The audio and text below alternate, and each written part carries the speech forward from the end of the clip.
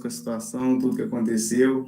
Eu quero, em nome de todos, pedir desculpas, porque essa parte, essa vivência da pandemia que a gente está hoje, de todo o meio tecnológico, ser online as aulas, as reuniões, tudo mais, nos submete a esse tipo de coisa. Mas eu acredito que agora a gente vai continuar a dar continuidade, a gente vai continuar nosso evento aqui, que é muito aguardado. Vou me apresentar para vocês. Meu nome é Lucas Eduardo, eu sou acadêmico de medicina do quarto período da Faculdade de Atenas e também sou vice-presidente da Liga Acadêmica de Clínica Médica. A gente vai dar início, né, ao nosso primeiro seminário de saúde mental e saúde da mulher, organizado pela LACMA, pela LAUEFA, pela LANFAC, são ligas acadêmicas da Faculdade de Atenas, e também por alguns alunos independentes. Portanto, eu vou estar representando todos, como eu já disse, pedindo desculpa pelos acontecimentos e também dando prosseguimento à nossa cerimônia, né, ao nosso seminário.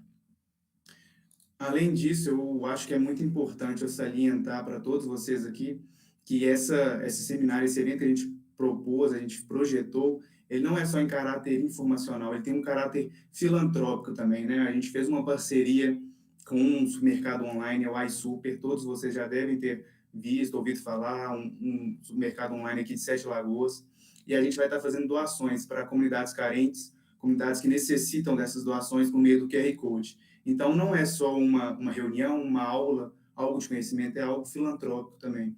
E eu acho que vai ser muito importante. A gente, não sei se vocês viram, mas no Instagram das ligas, que a gente vai estar divulgando bastante, até nos grupos, pelo e-mail, a gente fez um vídeo autoexplicativo, mostrando como que vai fazer essa doação, que a gente pode fazer doação de voucher de 5, 10, 15, R$ 20, quantos vocês acharem necessários, que vai ser muito interessante também para nós.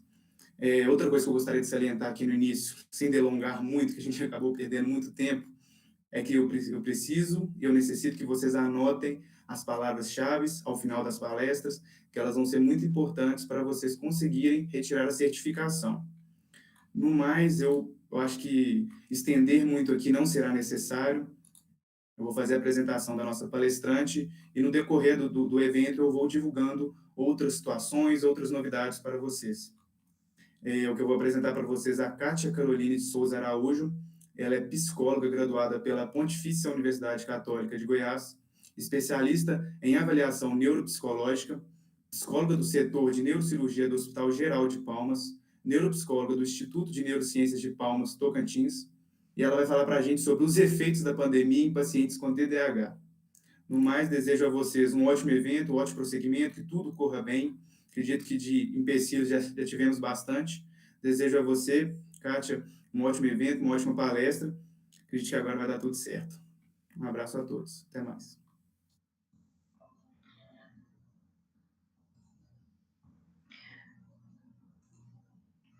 Bom, obrigada, Lucas, pela apresentação, né? Obrigada à equipe, os membros, né, da LAC, os demais organizadores do evento, né, do primeiro seminário de saúde mental e saúde da mulher, no momento que é tão importante, né, a gente falar de saúde mental, em pandemia, né, em época de pandemia, a gente fala de vírus, a gente fala muito de risco físico, né, e então é de extrema importância também a gente falar dos efeitos emocionais da nossa saúde mental, que sofrem um impacto bastante direto, né, num momento como esse. Então, eu quero parabenizar todos pela iniciativa e agradecer mesmo pelo convite, né? Eu falo aqui de Palmas, Tocantins, bem longe, né? Mas é um dos aspectos positivos que a tecnologia pode nos proporcionar, né?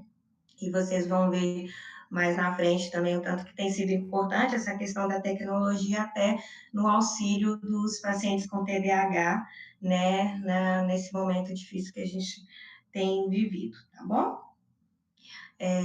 Para iniciar, tá, queria falar um pouquinho sobre TDAH, tá, só para a gente estar contextualizando mesmo o nosso tema, né, então, assim, vou começar falando um pouquinho sobre a definição, tá, eu trouxe uma definição do DSM-5, que é o manual em que a gente se baseia, né, para dar o nosso diagnóstico. Então, o TDAH, que é o transtorno de déficit de atenção e hiperatividade e impulsividade, é um transtorno de neurodesenvolvimento caracterizado por um padrão persistente de desatenção e ou hiperatividade, impulsividade, que interfere no funcionamento e no desenvolvimento pessoal. Deixa eu só colocar aqui o nosso tempo para eu não passar muito que interfere no funcionamento e no desenvolvimento pessoal. Tá? Então, é um transtorno do neurodesenvolvimento. O que ele quer dizer com isso? Quer dizer que há alterações, né, no desenvolvimento cerebral dos pacientes que têm TDAH. É caracterizado por alguns aspectos, pelos aspectos de desatenção, né? Então, há uma dificuldade desses pacientes em manter um foco, principalmente em atividades que eles consideram chatas, repetitivas, né? Então, quando a gente vai pensar em uma desatenção do TDAH, a gente tem que levar em consideração, né, esse fato para a gente não pensar, mas ele fica atento no jogo, do computador, mas ele gosta de violão e ele consegue ficar atento tocando violão. Tá, mas ele tem essa dificuldade, né, em manter um foco em atividades que ele considera que são atividades chatas e repetitivas. Então, isso deve ser levado em consideração na hora do diagnóstico, né? Quando a gente pensa em hiperatividade, é um hipermovimento motor, então, normalmente, aquela criança que não consegue ficar quieta na cadeira, fica se movimentando. No consultório, no momento de avaliação, né, a gente já percebe isso quando o paciente, por exemplo, durante uma anamnese, né, eu como neuropsicóloga, eu faço essa avaliação para auxiliar a equipe médica nesse diagnóstico. Então, durante a avaliação, que eu vou fazer uma anamnese, dura mais ou menos uma hora e meia, dependendo do caso, o paciente, por exemplo, o adulto, ele não consegue ficar o tempo todo quieto. Ele mexe no celular, ele levanta, ele quer ir no banheiro, ele já muda de assunto. Então, ali já é um dado, né, para a gente pensar se realmente ele tem TDAH. O outro fato a gente pensar no outro aspecto é a impulsividade. Então, são pacientes que eu costumo dizer que têm essa dificuldade de pisar no freio. Eles têm essa falha no autocontrole, né? Eles não conseguem se controlar suas ações, não conseguem pensar muitas vezes nas consequências dos seus atos, né?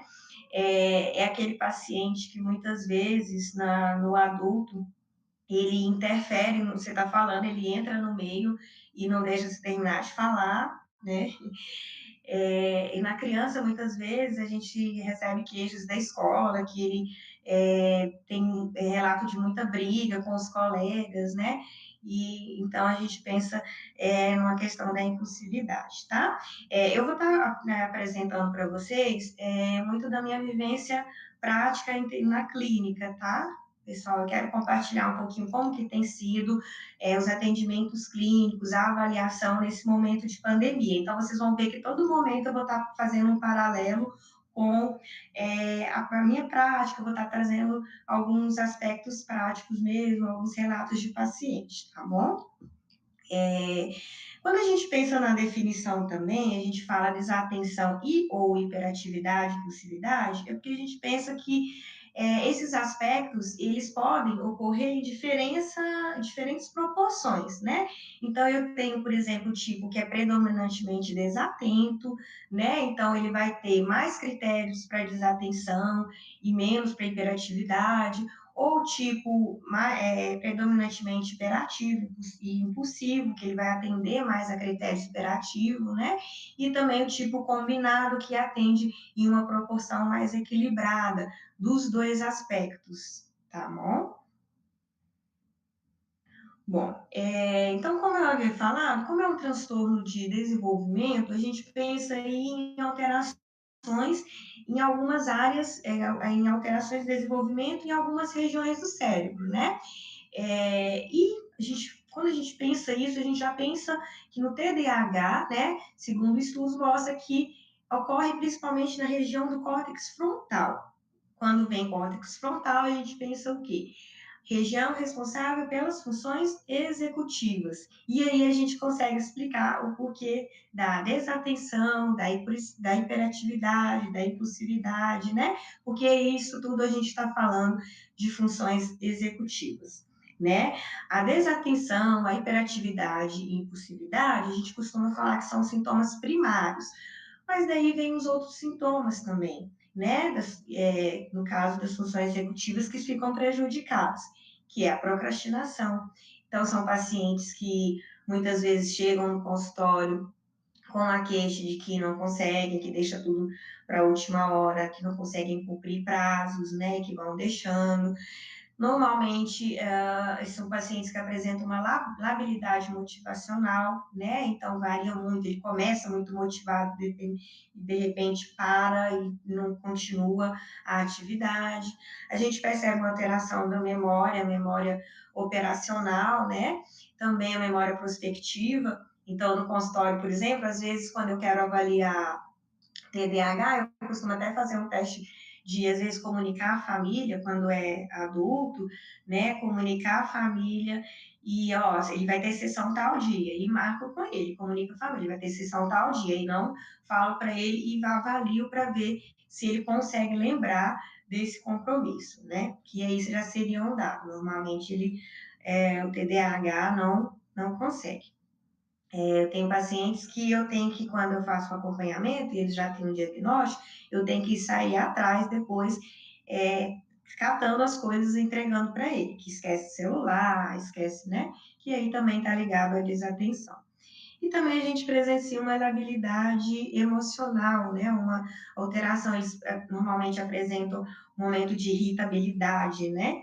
E depois fica oscilando, irritabilidade, às vezes fica mais tranquilo e fica no adulto, isso é bem presente, né? Normalmente a esposa, normalmente, né? O cônjuge, o irmão, alguém mais próximo, sempre relata que, nossa, fulano é irritado, é pavio curto, explode, né? Então, então a gente sempre tem que ficar atento a isso. O início, na verdade, necessariamente é na infância. Então, se chega alguém no consultório e fala que a gente avalia e pergunta sobre a infância e não tem nenhum critério que atende e só começou na vida adulta, alguns aspectos, a gente já descarta o TDAH, porque ele inicia na infância, né? E ele inicia na infância e vai até a vida adulta, né? E aí a gente pensa na importância do diagnóstico precoce, né? Então ele começa na infância, podendo seguir até a vida adulta. Atualmente eu trabalho com adultos e eu tenho recebido muitos pacientes adultos com, com hipótese diagnóstica de TDAH, né? Então, porque às vezes na infância, antigamente a gente quase não falava de TDAH, né? E eles foram vindo, né? E esses pacientes foram vindo e não foram sendo trabalhados, e aí vem receber o diagnóstico agora na vida adulta, onde se existe mais informações. Mas um transtorno que é um transtorno que inicia na infância. E como inicia na infância, é importantíssimo um diagnóstico precoce, né? O diagnóstico tardio, a gente sabe que o TDAH é um transtorno que ele tem muitas comorbidades, ele sempre está associado a comorbidades, né? Como depressão, transtorno de ansiedade, na criança tem outros transtornos relacionados à linguagem, a comportamento, né? E quando isso é feito de forma precoce, fica mais tranquilo de ser trabalhado, com toda uma rede de apoio, com a medicação, né? De forma que esse adulto, ele tem uma qualidade de vida melhor, ele consiga levar de uma forma mais tranquila o seu TDAH, né? Digamos assim, os seus sintomas, na verdade, né? É, Quando a gente pensa em comorbidade ligada a diagnóstico tardio, no consultório, a gente observa muito. Eu trabalho, por exemplo, no instituto em que tem neurologista, tem psiquiatra, e normalmente eles chegam para o neuro ou para o psiquiatra e eles encaminham para a gente. E os psiquiatras e os neuros também sempre relatam que eles chegam normalmente com a queixa de depressão, ou transtorno de ansiedade, ou ansiedade, ou depressão.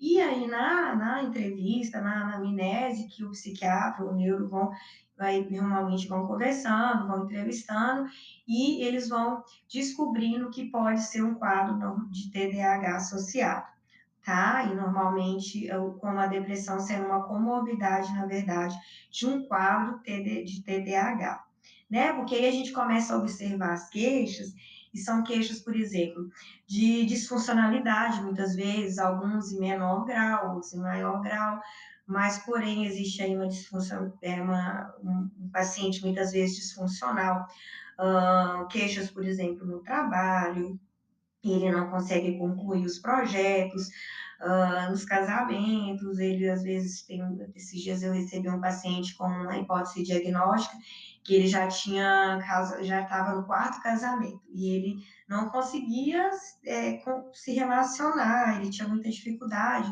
conseguia parar no relacionamento, né? Então, assim, a gente recebe inúmeras queixas, né?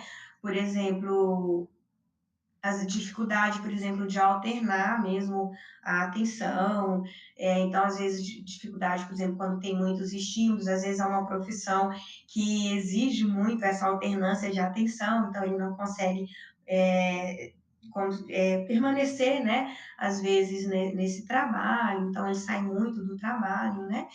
Teve um paciente que ele, na verdade, ele teve TDAH, mas depois a gente discutiu, concluiu e fechou o diagnóstico dele, toda a equipe, porém a gente não percebia essa disfuncionalidade, porque era um paciente, só que ele era artista, então a gente, como ele era artista, a gente não tinha muito essa conexão com essa disfuncionalidade, né, então foi algo que foi mais dificultoso, mas no final a gente conseguiu fechar esse diagnóstico, né, então vamos lá. Bom, é um diagnóstico clínico, porque a gente não tem marcadores biológicos, tá? Para a gente fazer um diagnóstico de TDAH, não tem uma neuroimagem, né? E por ser um diagnóstico clínico, a gente pensa em uma subjetividade, de uma avaliação qualitativa e quantitativa. E por isso que é de extrema importância que seja um diagnóstico multiprofissional. Eu sempre costumo dizer que o diagnóstico, quando a gente recebe, às vezes, um paciente recebe, eu tenho TDAH, mas passou só com um profissional, a gente já fica assim, né, é complicado, né, então, assim, porque é um diagnóstico que ele, por ser um diagnóstico clínico, a gente precisa tomar muito cuidado, tem que ser uma avaliação bem detalhada, a gente precisa de toda uma rede de apoio, né? Então, a gente precisa, quando é criança, precisa visitar a escola, avaliar junto com o professor, muitas vezes com o professor de aula de reforço, né? Com toda a família, com os colegas, né? Quando é adulto, eu sempre investigo com o cônjuge, ou com o irmão, ou com o amigo, ou com o colega de trabalho, né? Então, é uma coisa que atravessa o consultório, né? Então, não é um diagnóstico que dá para a gente fazer ali algo fechado, eu aplico os testes, pronto. É algo que tem que ir além, né? Quanto mais a gente tiver uma investigação mais amplificada do meio dele, do ambiente, como que ele vive, né? Mais próximo a gente tá de um diagnóstico mais correto, tá? Então, é extremamente importante quando a gente está trabalhando com o paciente de TDAH, a gente está aí nessa conversa sempre multiprofissional, tá? Para a gente conseguir fazer esse diagnóstico, tanto no diagnóstico quanto na terapêutica, tá? Os sintomas têm que estar ocorrendo há pelo menos 6 meses, né? Então, a gente também tem que estar atento a isso, porque no consultório, por exemplo, agora em pandemia, tem chegado, por exemplo, mães, né, com as crianças e falam, olha, ele está com déficit de atenção, ele tem hiperatividade. Então, assim, peraí, será que é mesmo? A gente está em plena pandemia, vivendo um momento bem diferenciado. Então, e esses meses, às vezes ela tem um mês que começou, né? Então, tudo isso tem que ser levado muito em consideração. Devem se manifestar antes dos 12 anos, e aí houve essa modificação do DSM-4 para o DSM-5. O DSM-4 ele colocava aí para a gente pensar nesses sintomas se manifestar até os 7 anos, né? E aí e isso dificultava ainda mais para a gente avaliar os adultos, porque para ele lembrar de coisas que tinham acontecido, e normalmente a gente já não tem essa rede de apoio dos pais para falar de como era na infância, e aí o DSM-5 veio ampliando e colocando até os 12 anos, e aí já facilita um pouco na nossa avaliação. E também a gente deve pensar de que forma está impactando nesses ambientes. Aí a gente vem no ambiente profissional, no ambiente social, a gente vem no relacionamento com os colegas, na criança, como é que está a linguagem, aprendizado, né? Então, tudo isso a gente tem que estar também pensando, avaliando, né? Em termos de funcionalidade, né? Então, por exemplo, às vezes a gente recebe uma criança que ela é hiperativa, né? Ah, é uma criança hiperativa, tá. Mas e a funcionalidade? Ah, ele é hiperativo, mas não tem nada de disfuncional. A criança consegue fazer tudo, ela não tem prejuízo na escola, ela tem os colegas, ela não é aquela criança que os colegas ficam cansados, né, dela, porque ela é extremamente agitada, tem muita coisa, muito movimento, né? Então, ela é uma criança que ela é hiperativa, mas ela é totalmente funcional. Ah, então, peraí, né? Então, vamos tomar cuidado com isso, para não sair falando aí do TDAH, ainda mais depois que a gente, vamos pensar aí num tempo que vem sido banalizado, né, esse termo. Então, toda criança agitada é TDAH. Então, cabe a nós, profissionais da saúde, tá tomando cuidado com isso e revertendo esse quadro. Aí eu coloquei, né, para vocês de uma forma bem descontraída, né, dos meninos, que é o personagem que eu gosto, mas algumas falas, né, de pacientes TDAH. Então, assim, minha mãe falou que tem um transtorno de déficit de atenção. Como posso ter isso se, olha lá fora, que linda aquela borboleta, né? Então, quando a gente está avaliando mesmo, às vezes no teste, a gente está falando no teste, de repente o paciente começa a falar de outra coisa, e a gente sempre tem que estar pedindo para ele estar retornando e focando ali na avaliação, né? Pareço estar prestando atenção, mas estou viajando mentalmente, então o paciente chega falando que fica no mundo da lua, né? Aquele momento em que você fala, fala, e no final nem você mesmo sabe o que está falando, né? Então, isso aqui é constante, né? O que mesmo que eu estava falando, né? E aí, às vezes, o paciente se perde ali meio. Limpo o meu quarto e prometo que não vou mais deixá-lo bagunçado. Aí passa uma semana e eu não acho nem a cama mais. Isso é uma questão que a gente pensa assim, de organização, que é uma das funções executivas que fica prejudicada no TDAH, que é interessante porque agora, com essa pandemia, a gente passou a fazer um atendimento online. Então, a gente está fazendo a teleneuropsicologia. E aí, nos proporcionou essa entrada na casa do paciente. Então, assim, por vídeo, a gente consegue ver o quarto do paciente, ver como é que tá, se ele está desorganizado. Então, isso também é um auxílio a mais no momento do diagnóstico, na nossa avaliação. Bom, aí a gente falou, né, um pouco sobre o TDAH, sobre alguns aspectos, né, de como que eles vivenciam, né. Agora a gente vai fazer esse, né, e agora? Como é que está isso para o TDAH, né?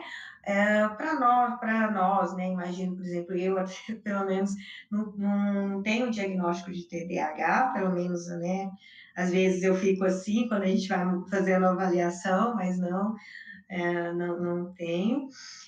Mas para gente que não tem TDAH, por exemplo, já está sendo um momento muito difícil, né? A gente está aí vivendo um risco físico, um risco iminente de morte, né? A gente está lidando com a finitude, que é algo que a gente até então a gente sabe que vai morrer, mas a gente não fala disso, a gente evita. E agora a gente liga a televisão e o tempo todo número de mortes, né? A gente teve uma mudança de rotina, a gente está tendo uma incerteza econômica, né? Então, para as pessoas que não têm TDAH, na verdade, eu costumo dizer assim, que tudo que está acontecendo, todas essas mudanças, essas dificuldades, elas impactam de formas diferentes, né? Então, se a gente perguntar, por exemplo, para um profissional de saúde, por exemplo, igual eu que trabalho no HGP, vai impactar de uma forma, né? Quando a gente pensa em alguém que pode ficar dentro de casa, que pode fazer o isolamento social, que a gente pensa de outra forma, e daí vem o que a gente quer falar, que é do TDAH, ou pacientes que de repente têm algum transtorno psiquiátrico, ou que depende de alguma medicação, enfim. E aí, nesse caso, é o que a gente vai falar agora.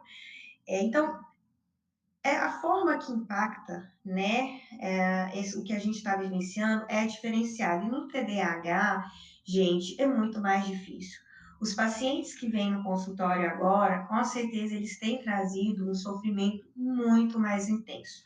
Quando a gente pensa, por exemplo, numa mudança de rotina, para a gente é difícil, para o TDAH isso se torna muito mais difícil, porque o TDAH ele precisa de rotina para ele funcionar. Né? Então, quando a gente vai trabalhar, por exemplo, reabilitação com paciente de TDAH, a gente traz a primeira coisa, vamos estipular uma rotina, um horário, vamos planejar direitinho, vamos organizar seu dia, né? Porque senão ele não consegue fazer nada, né? E aí a gente vem, de repente, para um momento que tira a gente de toda a rotina, bagunça tudo, e a gente agora está totalmente sem rotina e sem horário, e aí? Então, para ele, isso é muito mais difícil, né? Para eles, de certa forma, causa até um bloqueio. Para a gente é difícil, mas a gente dá conta. Para ele, muitas vezes, causa um bloqueio e ele não dá conta. Não dá conta de fazer nada, muito sofrimento. A incerteza econômica, né, que muitas vezes o que eu tenho presenciado no consultório, às vezes paciente, os pais perdendo o emprego, não sabe se como é que vai ser, já muitas vezes prevenindo e economizando, e deixa de fazer o tratamento medicamentoso, deixa de fazer o acompanhamento psicológico, né? E muitas vezes até o relacionamento em casa, né? Porque quando você tem uma família que tem um paciente com TDAH, existe toda uma estrutura que precisa ser de uma forma tranquila, de uma forma de acolhimento, né? De entender essas limitações, essas diferenças, né? E que um ambiente de muita incerteza, que traz muita irritabilidade, ansiedade, pode passar isso para o paciente de TDAH e isso vai acentuar muito os seus sintomas, né? Então, além de muitas vezes o paciente abandonar o tratamento, acontece também de acentuar os seus sintomas por conta mesmo dessa descarga emocional muito grande dos outros membros da família. O isolamento social, né, também, complicado para todos nós, para o TDAH também, até porque a gente pensa, como eu havia dito, em comorbidades, né? Então, o TDAH normalmente ele chega ele está associado com alguma comorbidade, como depressão, ansiedade, e o isolamento pode acentuar, né, esses sintomas. Uma comorbidade também que apresenta muito no TDAH é o uso abusivo do álcool, né? Então, e de outras drogas também, tá? Então, no isolamento social, a gente viu muito em pacientes que não têm TDAH, e no TDAH, claro que isso daí foi uma constante, tá? E sequelas emocionais e psicológicas, né? Claro, diante de todo esse caos, né, que com a pandemia veio se instalando. Então, a gente pensa numa pandemia, num Covid, em termos de sequelas físicas e também é importante a gente pensar, então, nas sequelas emocionais e psicológicas, tá? Que estão presentes, que a gente tem vivenciado muito, né? Nós que somos profissionais da saúde. Das sequelas emocionais e psicológicas, a gente pode perceber um aumento muito grande, né, no transtorno, em transtorno de ansiedade, transtorno depressivo e transtorno de estresse pós-traumático. Aí, mais uma vez, compartilhando um pouco da minha prática, nós aqui no Hospital Geral de Palmas, a gente tem um núcleo, que é um núcleo de assistência psicológica, assistência em saúde mental ao profissional ao funcionário do hospital. Né? E nesse núcleo tem psicólogos e psiquiatras. E eu conversando com as meninas, e elas falando que ainda elas não compilaram os números, né, direitinho, não organizaram, mas que é assustador, é visível e é assustador o tanto que aumentou, no caso, os funcionários que desenvolveram o transtorno de ansiedade e o transtorno depressivo, tá? É gigante. Tanto é que elas tiveram que ampliar o serviço, né? Hoje, muitos psicólogos foram removidos para para o setor, né, para esse núcleo, e assim, sem prazo definido para sair, né, porque isso aí ainda a gente sabe que tem um tempo pela frente. O transtorno de estresse pós-traumático, elas fazem, por exemplo, também o atendimento a pacientes, a funcionários que tiveram Covid, né? Então, isso aí, o estresse pós-traumático está muito presente, até porque elas são pessoas que normalmente elas viveram esse risco, né, de morte, e com certeza mexeu muito, né, com a estrutura, né, emocional desses funcionários, e então elas têm percebido muito o desenvolvimento desse transtorno dentro dos funcionários do hospital, tá? E no TDAH, então, eles já têm normalmente essas comorbidades, tá? Do ansiedade, do depressivo, transtorno depressivo, e com a pandemia, diante de toda essa mudança, com certeza tende a acentuar. E aí a gente pensa, né, excesso de informações também é um dos impactos, né, no TDAH, porque imagina se eu tenho muitos estímulos, eu tenho dificuldade de alternar minha atenção nesse tanto de estímulo, eu recebo aquele, e eu sofro com isso, aí de repente vem a pandemia e eu recebo aquele tanto de informação. Então, para o TDAH, para a gente é difícil, para o TDAH se torna mais difícil, por quê? Porque ele tem um aspecto que realmente para ele é algo que se torna bem mais difícil, bem mais amplo, né, de forma mesmo que causa um certo bloqueio, né. A gente veio para os trabalhos passaram a ser home office, né, as aulas das crianças passaram a ser online, então, por exemplo, home office, você trabalha aqui, mas tem o seu cachorro latindo, muitas vezes a sua esposa chamando, as crianças, você tem o estímulo do computador, e tem vários movimentos, né, na casa do vizinho, e o brinquedo dele que está no guarda-roupa, né, e aí para ele também é muito mais difícil, né, o aumento dos trabalhos domésticos, né, então tem paciente que me relata, por exemplo, dessa dificuldade, né, de ter que ampliou demais, então é muita coisa para fazer, muita coisa para eles gravarem. Então, por exemplo, agora eu tenho que lavar a louça, então às vezes eu deixo a louça lá no meio, quando eu já esqueci, já fui para outra coisa, e a minha esposa que tem que lembrar que eu esqueci a louça lá no meio, né, sem lavar pela metade, e aí isso acaba já causando confusão entre eles, enfim. E o convívio familiar mais intenso, né? Então, ao passo que o isolamento também é difícil, mas esse convívio muito intenso também é bem complicado, por conta do excesso também de informação, de atenção que esse paciente tem que ofertar, né? E de informações que ele tem que observar, que aprender, que armazenar. Então, é mãe falando, é pai falando, é pedindo alguma coisa, né? É esposa falando. Então, isso também se torna bem mais difícil, né?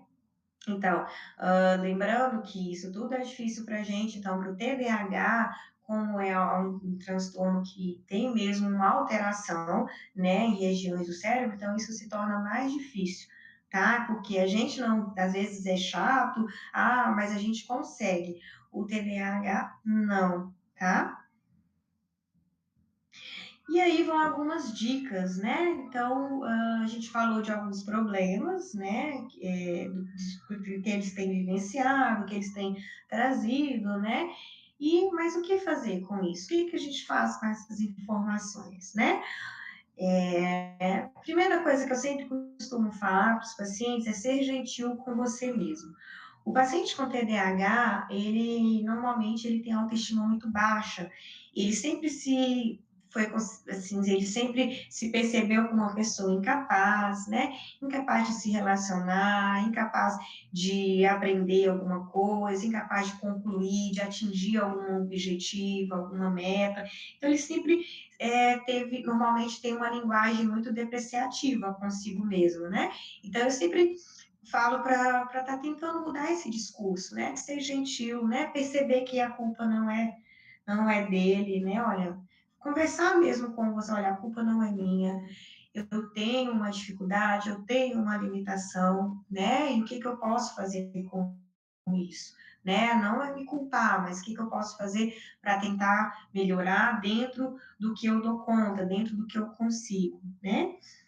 Planejar metas pequenas e com prazos menores. Então, no TDAH, agora na pandemia, na verdade, né, na população em geral, a gente começou também observar várias pessoas também em momentos mais ativos e organizando muita coisa, muitas atividades.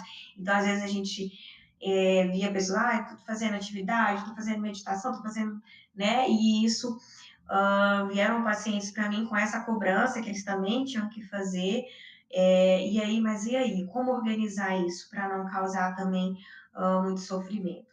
E aí a gente, o que que a gente orienta? Bom, vamos planejar metas pequenas, né?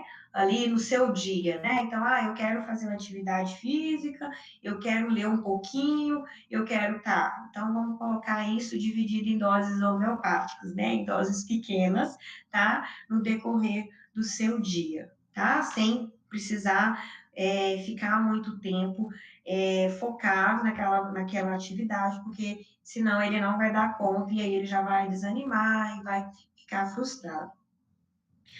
Manter a rotina organizada com horários definidos para cada atividade, tá? Então, na verdade, extrema importância, tá? Na família de um paciente com TDAH, é importantíssimo manter essa rotina. Então, estipular, coloca no mural, num quadro visível, o horário se for a criança, um horário para estudar, um horário para refeição, um horário para atividade física, um horário para brincadeira, né? O adulto da mesma forma, porque ele precisa, o TDAH, ele funciona com rotina, ele precisa ter tudo já organizado visualmente, né? De preferência. Então,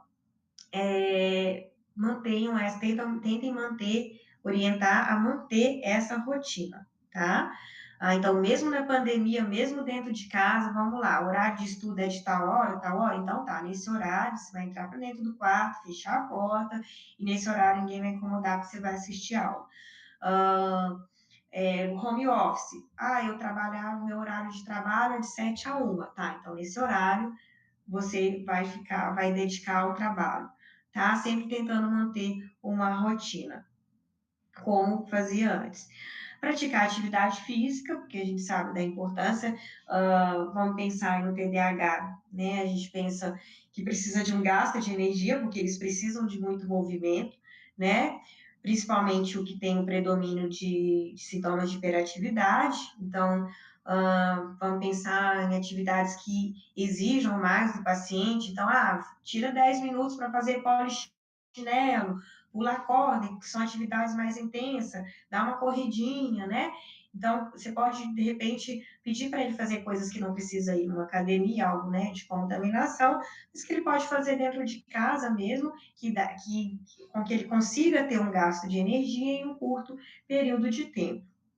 Uma alimentação saudável, né, que já existem vários estudos que falam, por exemplo, da interferência da alimentação até relacionado aos medicamentos. Então, por exemplo, a proteína como benefício, né, do TDAH, a gente pensa no açúcar como sendo ruim, o carboidrato demais, que vai alterar a concentração. Então, existem vários estudos, tá?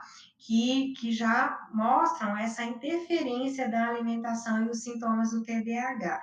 Mas, no geral, a gente pensa que é interessante manter uma alimentação saudável. E aí vem a importância também que eu tinha falado da equipe multiprofissional, não só para o diagnóstico, mas também para a terapêutica, porque aí você pode até, de repente, entrar um nutricionista, porque ele vai adequar uma dieta de acordo com seus aspectos, né, do TDAH.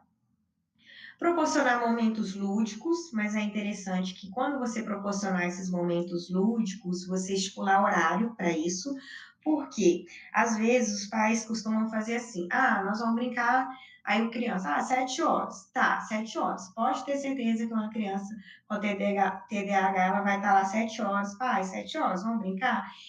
é importantíssimo que o pai, quando for proporcionar esse momento, que ele separe um horário mesmo que ele possa fazer isso. Por quê? Porque, caso contrário, a criança vai chegar, pai, vamos brincar às 7 horas. E, não, meu filho, espera mais um pouco, eu tenho que fazer isso. Ah, às 7h30, vamos brincar. Não, espera mais um pouco. O que pode acontecer? Isso pode ser um fato gerador de ansiedade para a criança. Então, esse momento lúdico, ao invés de ajudar essa criança, ele vai estar aumentando os sintomas. Fazer coisas que te dão prazer, né? Então, se for cozinhar, se for cuidar de plantas, claro que dentro da limitação, então não adianta que muitas vezes não vai conseguir ver um filme muito longo, mas tudo isso é sempre importante dentro das suas limitações, sem se cobrar se não der conta, né? Sempre se percebendo. Tratamento medicamentoso e psicoterápico, né? Esse também é extremamente importante.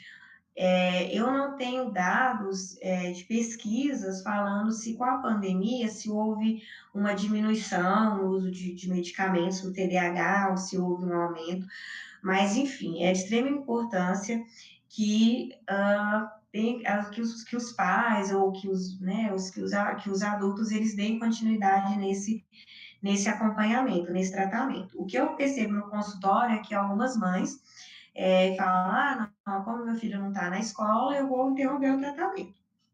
Opa, peraí, né? Não pode realmente, porque isso pode acentuar sintomas e vai ser muito mais difícil e mais sofrido para o TDAH passar por esse momento de pandemia.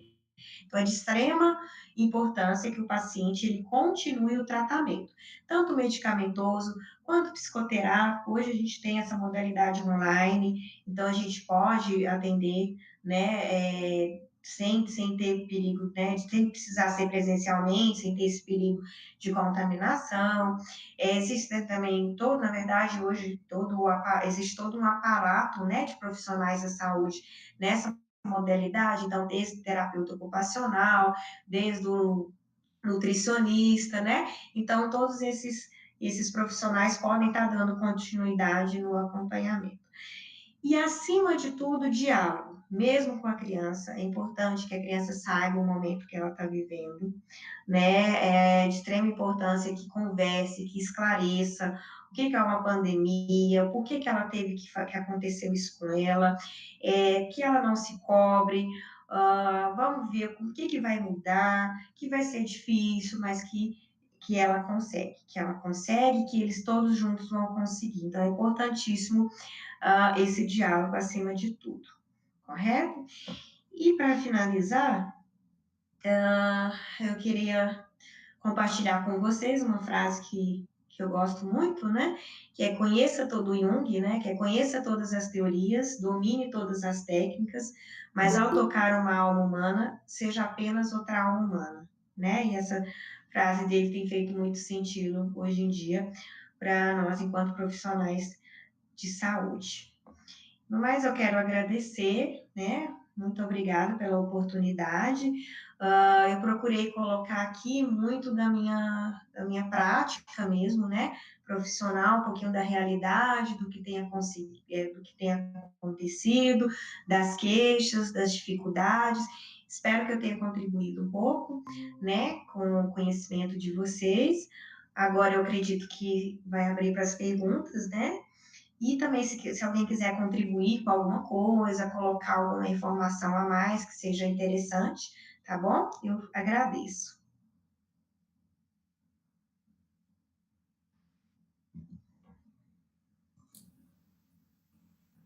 Olá, então, Kátia, eu quero agradecer você, desejar um sucesso, agradecer você pela palestra, foi, assim, uma abordagem muito interessante, o tema do TDAH é realmente muito importante hoje, eu mesmo, às vezes, me pego com crises de hiperatividade, e aí, antes de despedir de você, uma pessoa mandou uma pergunta aqui no chat, eu vou ler ela para você, porque eu acho que você chegou até a abordar sobre ela em dicas e orientações, mas seria mais interessante abordar de maneira mais específica. Ela colocou Ah, assim: tá. tenho 30 anos, sou TDAH e depois da pandemia estou com muita dificuldade em voltar a me socializar e me relacionar. O que pode ajudar nesse caso?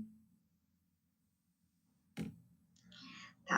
Então vamos lá, né? Eu até coloquei algumas coisas, como você falou, né, Lucas, dessa dificuldade. No caso dele foi pós-pandemia, então específico do efeito da pandemia. Primeiro, eu acho que não se cobrar, tá? Não se culpar que isso tem que ser feito como era antes, tá? Então, é um processo novamente, né? Então, tem que ser aos poucos, passo a passo, né? Um degrau de cada vez, né? Então, estou com dificuldade, mas assim, o que que eu posso fazer para começar devagar, né? Como que eu fazia antes? Né? O que que eu posso fazer agora, mas começando devagar, um degrau de cada vez, dentro da minha limitação. Mas o mais importante é sem cobrança, porque se eu começo a comparar, me comparar como era antes, não, mudou, é um outro cenário, né? É um outro momento, né? E como eu falei para o TDAH, é mais difícil. Então, eu acho que acima de tudo é não se cobrar, não se culpar, tá? E entender que agora é um novo momento e isso deve ser feito de uma forma bem cautelosa e bem devagar. Não se compara, não compara assim, como era antes, eu quero voltar como era antes. Não, calma, tá? Vamos devagar, um passo de cada vez. E, de preferência, se for acessível, uma psicoterapia, né? A psicoterapia também vai ajudar muito na questão do autoconhecimento, dessa autopercepção, de como que tá agora, como que eu tô me percebendo nesse momento, por que que tá sendo mais difícil do que antes. Mas Entendi, sempre devagar. Espero que entendi. eu tenha ajudado. O nosso mundo hoje nos impõe uma velocidade, às vezes, desnecessária, né? Então, quero agradecer a você novamente, ressaltar ao pessoal que está nos assistindo, a palavra-chave está aqui neste último slide, a palavra-chave é prevenção, ela vai ser importante para a nossa certificação. No mais, Kátia, eu quero te agradecer novamente, agradecer em nome de todos, das ligas, em nome da Faculdade de Atenas. Espero que as portas da sua vida para nós estejam sempre abertas para mais encontros. Eu acredito que vai dar tudo certo. Desejo a você muita sorte, muito sucesso, tudo bem? Tá bom, muito obrigada, Lucas. Tchau. Muito obrigado. Aí, pessoal, dando prosseguimento aqui, eu quero reforçar para vocês sobre as doações. O QR Code ele fica aí na nossa palestra, ele fica aí no YouTube, lá no canto inferior direito. É só vocês apontarem a câmera do celular, o pessoal do YouTube, o pessoal do iPhone vai ter um pouco mais de dificuldade, mas no Instagram das ligas organizadoras tem lá um vídeo explicativo indicando para a gente como que funciona essa questão do QR Code. Novamente, é importante ressaltar que esse nosso evento ele não é apenas de cunho de conhecimento, e sim de cunho filantrópico também. A gente está aí querendo ajudar algumas comunidades carentes de Sete Lagoas, então eu peço a vocês que, se possível, doem aí também. Além disso, eu acho que é importante ressaltar novamente, eu acho que entraram outras pessoas aí na nossa live, quero pedir desculpa ao pessoal, eu cheguei até a receber a notificação aqui que antes da live cair, tínhamos mais de 400 pessoas nos assistindo, eu quero pedir desculpa a todos, a quem não está presente, vocês tenham contato, peçam desculpa por nós também, infelizmente são coisas que acontecem e está fora do nosso alcance. Mas vamos dar continuidade aqui, que a gente não pode perder tempo também, né? Aí eu vou falar para vocês rapidinho sobre alguns patrocinadores que nos apoiam, nos ajudam nesse evento. Agradecer primeiramente a Unimed. A Unimed ela nos doou uma cesta básica. A Unimed ela está sempre nos apoiando, sempre nos ajudando, as ligas acadêmicas da Faculdade Atenas. Ela tem o propósito de cuidar e incentivar, né, um estilo de vida saudável a todos. Aí, o pessoal que segue aí, ou que não segue a Unimed.7 Lagoas lá no Instagram, para darem atenção a ela também. Agradecer também a Hidral Seven Sistemas Hidráulicos, também nos doou uma cesta básica. Ela está no mercado há 23 anos, atua nos reparos de veículos. Venho agradecer eles também. E agradecer ao Libertai Medical Tech, que é uma empresa de engenharia clínica, trabalha com equipamentos terapêuticos médicos, hospitalares e domiciliares, nos disponibilizou um kit esfigmo da marca Premium e um oxímetro. Aí o arroba deles é @libertai.medical, o pessoal aí seguir também, agradecer a eles. E agora eu vou estar dando a oportunidade aqui, a palavra à nossa próxima palestrante, a doutora Daniela Cristina Machado Tameirão, ela já está conosco. Ela é médica graduada pela UFMG, ginecologista obstetra, mestre em administração pela PUC Minas, preceptora no grupo de residência médica em ginecologia e obstetrícia do Hospital Nossa Senhora das Graças, Sete Lagoas, professora na Faculdade de Atenas, Sete Lagoas. Atualmente ela é delegada regional do SOGMIG, Associação de Ginecologistas e Obstetras de Minas Gerais, conselheira na Unimed Sete Lagoas no Conselho Técnico Disciplinar e Comitê de Educativo. E, além disso, é importante nos ressaltar que ela deixou bem claro aqui, é mãe da Laura e do Henrique. O, a doutora Daniela vai falar para a gente sobre a abordagem médica humanizada da paciente com câncer de útero. Então, doutora Dani, sei que você está aí, uma boa noite. Obrigado por nos dar a honra de ter uma palestra com você. Desejo sorte e um ótimo evento a todos. Olá, boa noite. Tudo certo? Estão me ouvindo?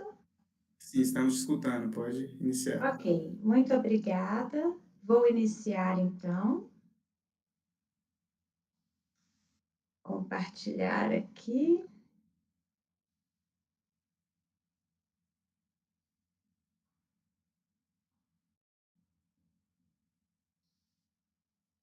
Estão me vendo? Sim, estamos te vendo e ouvindo muito bem, Dani. Ok, Só então compartilhar o documento aí para iniciarmos. já está havendo o compartilhamento ou não? Ainda não. Não? Desculpa aqui, vamos ver o que Certinho, que eu sem fiz de problema. errado. Compartilhar. Isso, agora está Ok, compartilhando. Aí você certo. pode colocar em tela cheia. Ok, ficou em tela Eu acho que cheia? caiu para mim. Eu acho que caiu para mim aqui, Dani. Tenta aí, caiu. Tenta compartilhar novamente. Certo.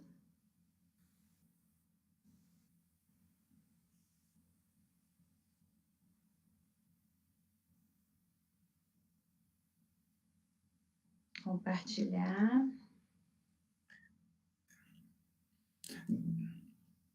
Depois que você colocar para compartilhar, Dani, não clique em interromper compartilhamento, clique em ocultar. Ah, então é Isso. isso. Você Aí descobriu, você clica só em ocultar e coloca em tela cheia. certo? Agora tá ok. Aí, certinho. Aí, o ocultar ali embaixo, você clica nele, certinho. Ótima palestra, Dani. Obrigada. Bom, gente, como o Lucas já me apresentou, eu sou a doutora Daniela Tameirão e sou ginecologista, obstetra, e vim aqui conversar um pouquinho de temas que eu gosto sempre de falar, que é convidar todos a pensarem sobre aquilo que a gente não consegue ler nos livros, né?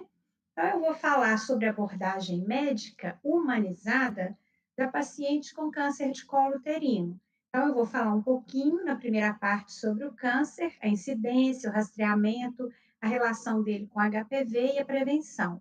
E depois eu vou entrar no segundo momento falando do atendimento humanizado, que fica aí umas perguntas: é um câncer sexualmente transmissível? De quem que é a culpa? E afinal, o que é humanizar?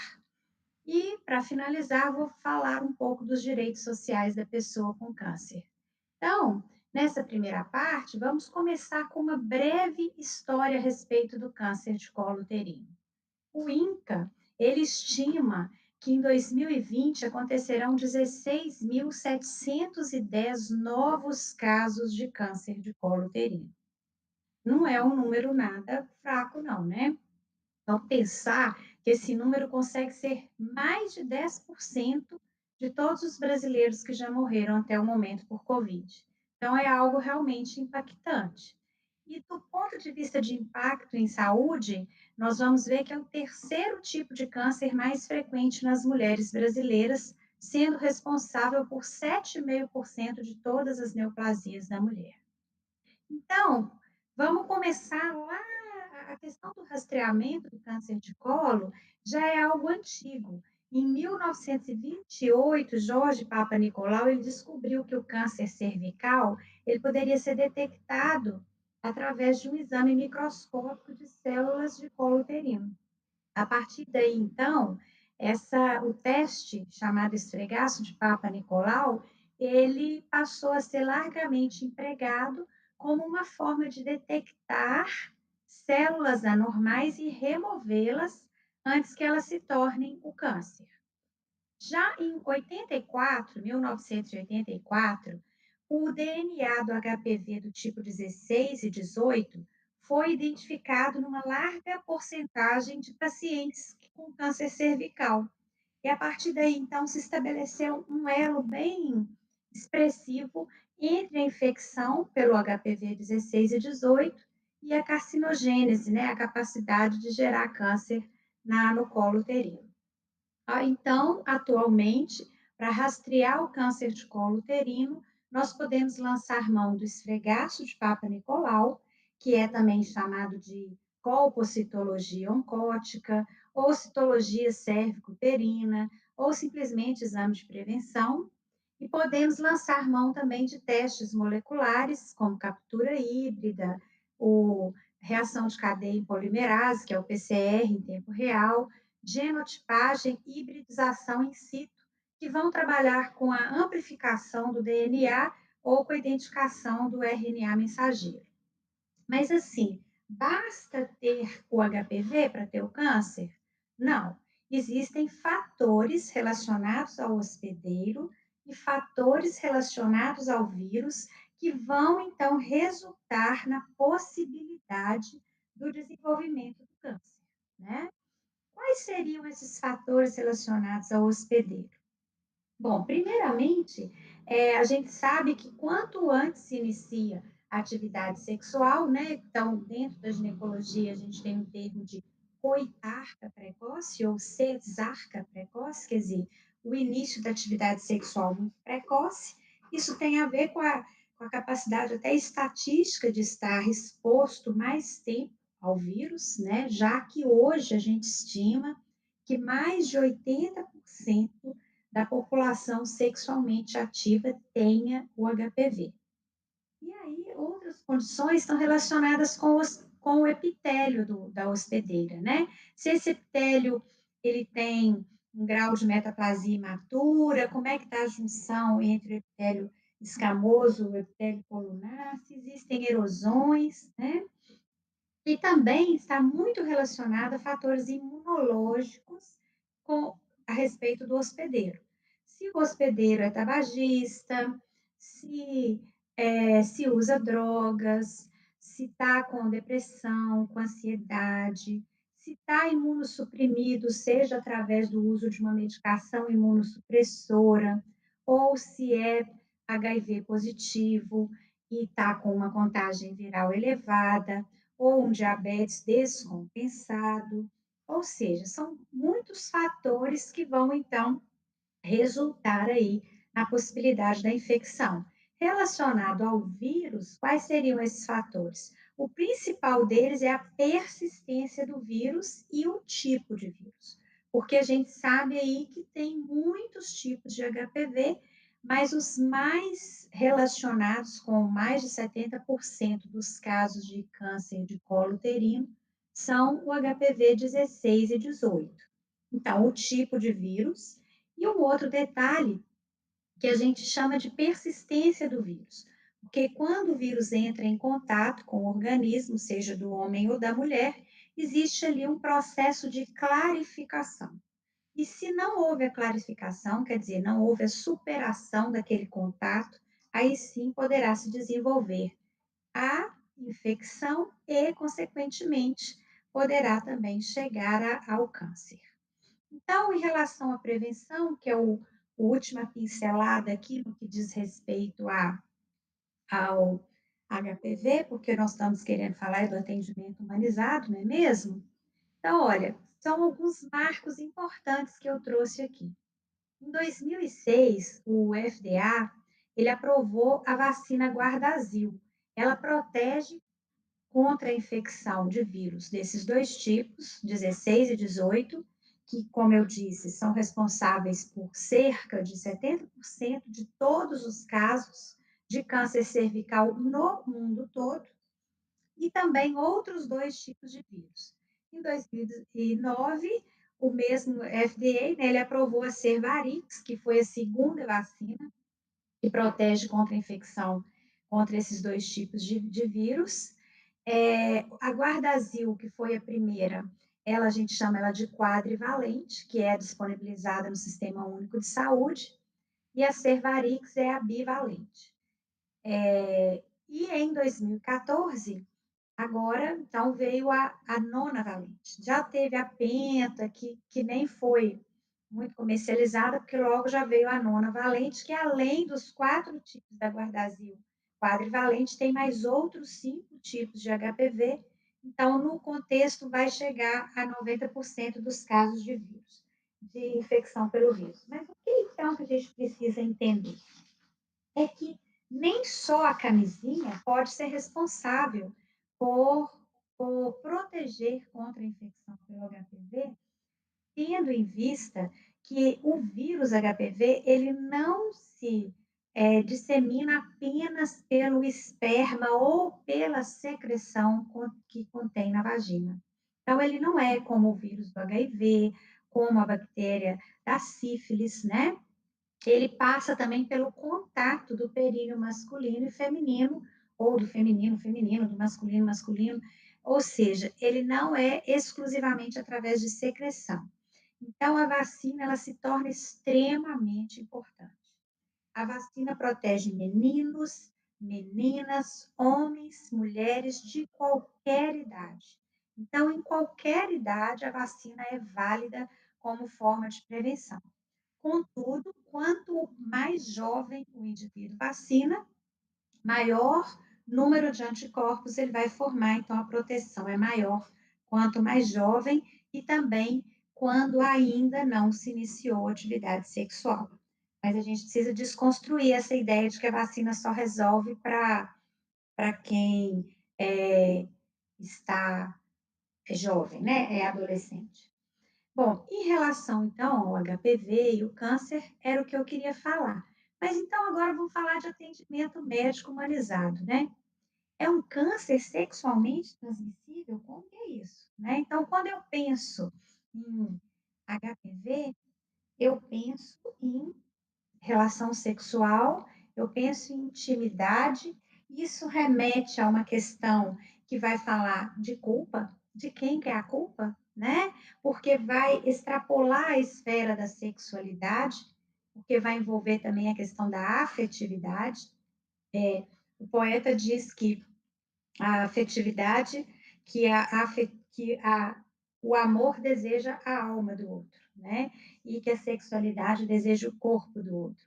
Mas essas duas situações, elas andam entrelaçadas e é esse o equilíbrio que se busca, né? Na maioria das vezes, nas relações afetivas e nas relações sexuais. Então, isso começa a trazer aí começa a remexer toda uma situação que remete à poesia, à música, literatura, onde mistura muito esse contexto da intimidade, do amor, da afetividade, e vai misturar o HPV, e vai misturar o câncer de colo uterino. Então, isso traz aí, emerge uma necessidade muito importante de se olhar para além daquele tumor, vamos assim dizer, né? Então, afinal de contas, o que é humanizar? E, por fim, vamos falar também dos direitos da pessoa com câncer.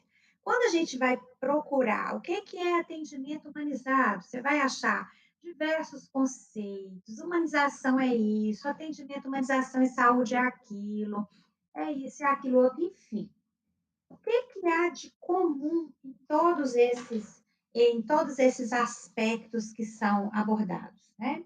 O que há de comum em todas essas definições que envolvem o termo humanização é que vai além de cuidar do corpo, né? Então, vai além de olhar a condição animal do ser humano, né? Então, vai passar para a condição humana. Seria como reconhecer que aquele ser humano, reconhecer e respeitar que ele tem valores, que ele tem direitos, né? Que esses direitos são direitos fundamentais. Então, essas crenças, esses valores, a ética, tudo isso diz respeito, então, à humanização. Para mim, uma maneira que eu achei assim, como que eu vou falar sem ter que ficar falando tantos conceitos? Humanizar, atendimento humanizado, um atendimento individualizado. É tornar afável aquilo que o indivíduo está passando, aquilo que ele está vivendo. Então, aquele momento, ele precisa ser afável, ele precisa estar, precisa mudar a realidade. Olha só, nós estamos vivendo aí essa situação relacionada ao Covid. Então, é uma doença nova que mudou todo o comportamento de toda uma sociedade. Mas assim acontece quando o indivíduo adoece. Então, quando uma mulher é diagnosticada com câncer de colo uterino, muda todo o contexto em que ela está vivendo, né? Então, isso que a gente está vendo da pandemia amplifica o que é receber um diagnóstico, o que é sentir-se exposta e vulnerável às condições de uma doença. Então, essa situação, o que essa condição vai me trazer? O que ela vai mudar na minha vida? Então, a palavra é individualizar, porque aí eu vou olhar para o indivíduo, então, eu vou olhar além da doença, né? E aí eu vou recorrer, então, para a gente poder falar sobre isso, a pirâmide das necessidades de Maslow. Essa pirâmide coloca lá na base necessidades fisiológicas, fome, sede, sono, é, sexo, dor, calor, frio. Depois vem as necessidades de segurança. A segurança da propriedade, a segurança individual do próprio corpo, a segurança de ter acesso à saúde e à previdência. Depois vem as necessidades sociais, que é a necessidade de interação, de pertencer a um grupo, de se integrar, de estabelecer interações sociais, seja através da convivência no trabalho, na família, nas relações amorosas, de amizade. E, por fim, e aí vai aproximando mais da parte é, do software do indivíduo, né? Lá embaixo eu diria que é o hardware, e aqui em cima é o software. E aí o indivíduo precisa de autoestima, de sentir que ele conquista, que ele é capaz, que ele é capaz de sonhar e realizar. E depois vem a autorrealização, que é ele perceber que ele consegue, então, exercer a criatividade, a moralidade, riqueza, né? Gera riqueza para ele, seja riqueza de experiência, riqueza espiritual, enfim. Ele vai exercer aí essa aceitação dos fatos, essa questão, então, da superação. Então, se a gente está falando de necessidade, por que surgiu esse assunto de necessidade dentro da humanização? Porque eu preciso individualizar. Esse é o objetivo da humanização. Se eu preciso individualizar, eu preciso conhecer melhor a realidade daquela paciente. Porque a paciente só vai se sentir motivada a cuidar de si, a retornar aqui nas consultas, no tratamento, se ela tiver obtido algum grau de satisfação. Então, quando eu, profissional, estou preocupada em satisfazer a minha ânsia de ir lá fazer um bom diagnóstico e saber prescrever, eu estou satisfazendo a mim mesma. Mas eu preciso, para motivar a paciente, satisfazer as expectativas dela. Para isso, eu preciso compreender quais são as necessidades dela. Quais são as necessidades? O que isso vai impactar na vida dela? E se eu preciso atender melhor, eu preciso qualificar a consulta. Eu preciso qualificar aquele momento de encontro com a paciente. Eu preciso ouvir, eu preciso amparar, eu preciso centrar a atenção na paciente e não nas minhas expectativas enquanto profissional de saúde. Poxa, eu vou em todos os congressos, eu leio todos os artigos para estar aqui fazendo o melhor trabalho possível. Sim, mas e a paciente? Ela é o objetivo do meu trabalho, né? Então, individualizar é olhar para o outro. E aí, eu preciso conhecer necessidades idealizadas pela paciente, para que eu possa, então, promover a superação dessas expectativas. Aí sim eu vou estar humanizando o atendimento. E aí, então, quando a gente fala em humanizar, a gente envolve a experiência, envolve o conhecimento, não resta dúvida, eu preciso conhecer quais são as ferramentas, eu preciso saber fazer um bom diagnóstico, eu preciso acessar, né, os recursos possíveis para oferecer para aquela paciente. Envolve ética, envolve um compromisso mútuo, meu com a paciente, com o sistema, vamos fazer um combinado, né? Preciso gerar uma cumplicidade, porque é fundamental que a paciente consiga participar das decisões do tratamento dela. Se ela precisa participar das decisões, eu preciso me comunicar com ela dentro de uma forma que ela entenda. Então, em outras palavras, humanizar seria buscar melhores resultados. Buscar melhores resultados através de uma maior confiança da paciente, de um tratamento que seja mais abrangente. Porque, no fundo, o que eu quero mesmo é que a paciente seja feliz, com, sem ou apesar da doença. Então, eu preciso cativar, eu preciso estreitar, eu preciso otimizar esses laços aí e otimizar o atendimento. O atendimento, o tratamento precisa ser de fato abrangente. Em outras palavras, eu preciso promover qualidade de vida. Então, eu preciso extrapolar, não é que eu estou deixando de olhar para aquelas duas bases da pirâmide, mas eu preciso jogar foco aí nessas áreas, nessas partes mais elevadas da pirâmide, né? Eu preciso preocupar com o impacto daquela situação na convivência social, familiar da paciente, na relação dela com o trabalho, como que ela vai enfrentar essa situação com bem-estar, como que ela vai buscar sua satisfação pessoal apesar do câncer. Então, como que ela vai exercer a sexualidade, como que ela vai ficar de bem com o peso, enfim, com o aspecto, ou, em outras palavras, humanizar é extrapolar as necessidades basais, é oferecer um novo olhar que seja abrangente. Não é nem um novo olhar, né? É um olhar abrangente de fato. E, por fim, algo que a gente não pode deixar de dizer é que quando a gente fala assim, os direitos sociais, de qualquer coisa que seja, inclusive os direitos sociais da pessoa com câncer, sim, isso aí é um assunto para assistente social, sem dúvida, né? O assistente social é aquele membro da equipe multidisciplinar que vai trabalhar com as políticas públicas, com as políticas sociais, orientando de forma que o paciente ou a paciente tenha um cuidado integral de si. Porém, eu, enquanto médica, o que, que eu preciso fazer? Eu preciso conhecer para saber, olha, vamos ali, vamos fazer. A gente precisa aprender e desenvolver continuamente essa habilidade de trazer para a paciente, oferecer para a paciente um atendimento transdisciplinar. É mais do que multidisciplinar. É transdisciplinar quando a gente começa a interagir com a ação do outro, né?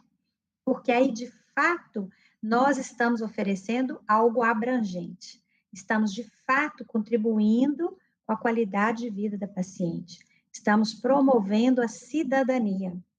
Então, eu exemplifiquei aí o saque do FGTS, do PIS/PASEP, a possibilidade de auxílio-doença, se for uma invalidez temporária ou aposentadoria por invalidez, a possibilidade de tramitação preferencial em processos e recebimento de precatórios, isenção de imposto de renda, de PVA, não são todos. Se vocês olharem aí na fonte, está disponibilizado uma cartilha lá no site do INCA, com os direitos sociais da pessoa com câncer. Está não está lá por acaso, está lá porque a gente conheça, né?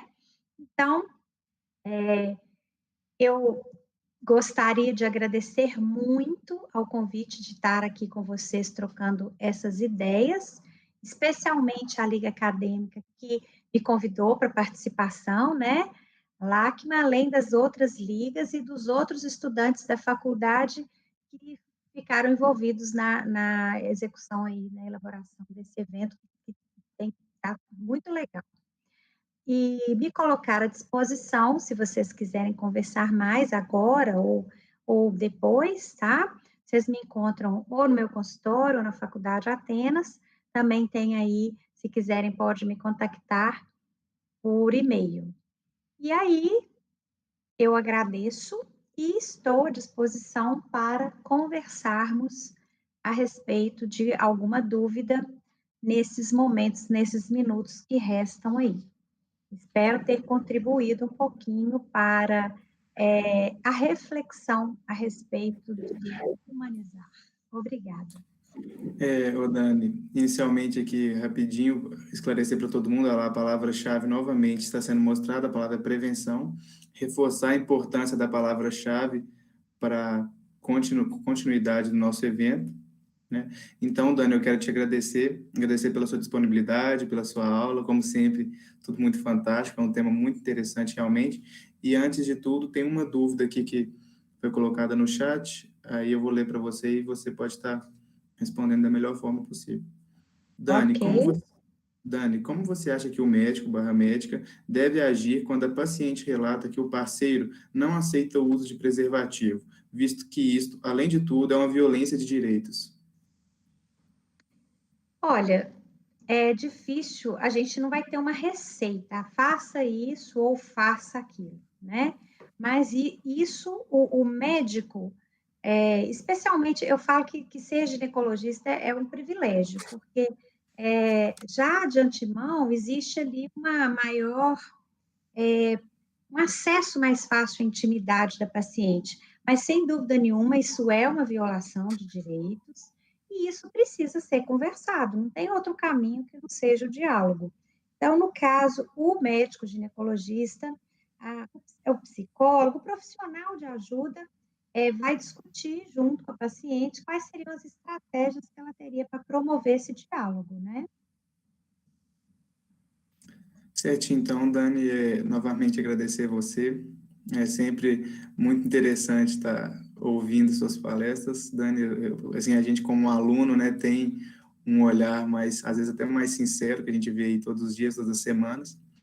Agradecer pela disponibilidade, falar que as portas para os nossos eventos estarão sempre abertas, sempre que possível procuraremos você. E desejar um grande abraço, um ótimo sucesso, uma boa noite. Muito Quanto ao obrigada.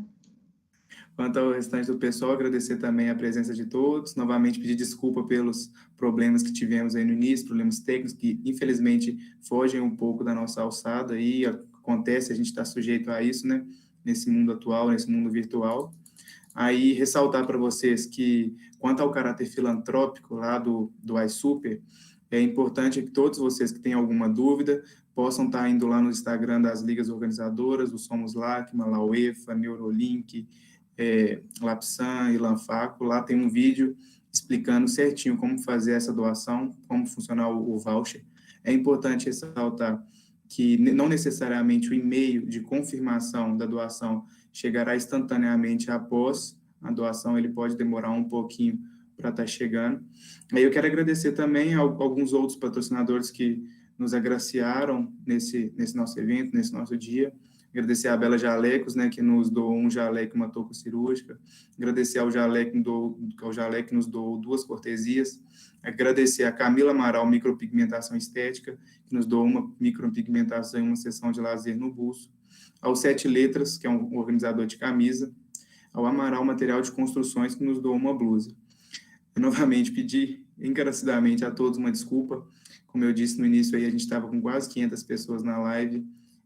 Infelizmente, não era o que a gente queria, mas ainda temos mais 2 dias para superar esses obstáculos. Ainda temos a quarta-feira e ainda temos a sexta-feira, dia 21 e 23, respectivamente.